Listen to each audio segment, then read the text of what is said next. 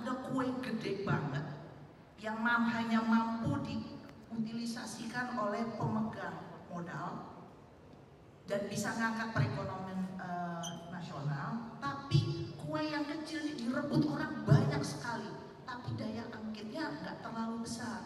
Ini yang harus kita hadapi ya Bapak dan Ibu. Next. Nah, kenapa kemudian ini menjadi penting Bapak dan Ibu sekalian? Kalau lihat polanya seperti itu, nilai ekonominya seperti itu, maka otomatis yang disebut dengan hasil hutan pasti under value, karena komoditas strategisnya yang dikomodifikasikan itu hanya satu jenis, yaitu kayu dengan hulu hilirnya. Ada yang lain, tetapi sekali lagi saya sampaikan masih 96% itu kita dari kayu. Nah, kalau value-nya menjadi under gitu ya, saya ceritakan nanti kenapa. Gak ada nilainya untuk dipertahankan hutan. Mengapa fenomenanya seperti itu? Satu, ketika yang tadi produksi kayu bulat PPPH saat ini cenderung turun, kita menghadapi kondisi kawasan rusak. Banyak yang mengatakan karena overeksploitasi. Overeksploitasi berawal dari inventarisasi yang tidak akurat. Karena banyak juga PPM mengatakan, wah setelah sekian rotasi saya baru sadar blok saya tidak sesuai dengan potensi sesungguhnya, berarti turun. Nah ini kemudian cenderung turun. Angkanya sudah bilang, maka semua orang bilang pemanfaatan kayu di Indonesia itu sunset industry. Tapi suplai kayu bulat dari APL cenderung naik. Kemudian muncul berulang situasi deforestasi yang diterjemahkan dengan fragmentasi itu tadi. Kawasan hutan tapi bocel-bocel kita istilahnya nggak utuh dan sebagainya, dan terjadi penurunan produksi serta terjadi kenaikan deforestasi dari APL. Teori ekonominya Bapak Ibu, ketika orang menganggap value saya nggak dapat banyak kok dari hutan, yang ngapain dipertahankan? Itu sudah psikologinya seperti itu. Nah, kritiknya kemudian dengan pola pemanfaatan yang masih seperti itu, maka selalu semua orang, mau BPK, mau KPK, bahkan lembaga global semua mengatakan sebetulnya pendapatan dari pemanfaatan hutan kita terlalu kecil. Kalau dipikir-pikir benar juga, tadi KPK mengeluarkan harusnya Ibu PNBP-nya nggak cuma 3T, harusnya 30T per tahun. Dibilang, wah itu udah 10 kali lipat. Ada lagi kemudian mengatakan ini seharusnya value-nya.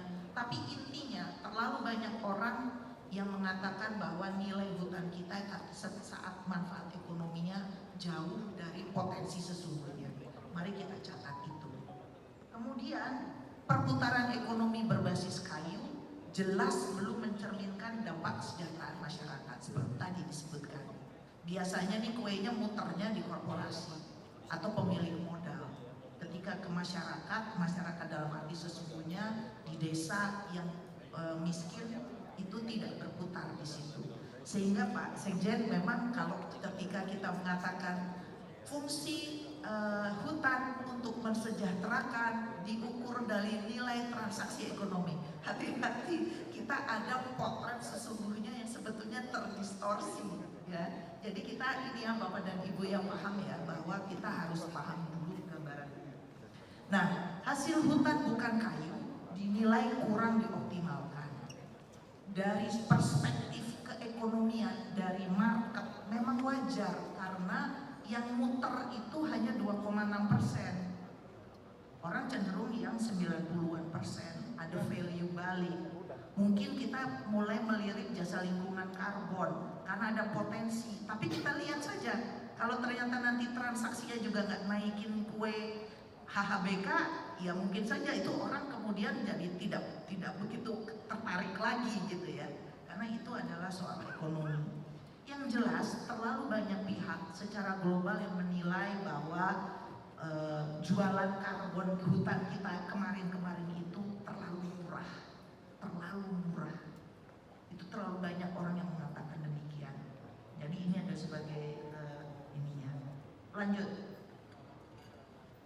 Nah, itu terjemahkan di dalam dalam fragmentasi hutan. Ketika keinginan secara psikologis dari pusat, dari tingkat nasional sampai tapak merasa bahwa value mempertahankan hutan nggak terlalu tinggi lagi, otomatis ini yang terjadi, ada fragmentasi menyebabkan open access, konflik lahan, rawan bencana, dan angka-angkanya spektakuler. Memang masih harus kita cek lagi ya Pak ya.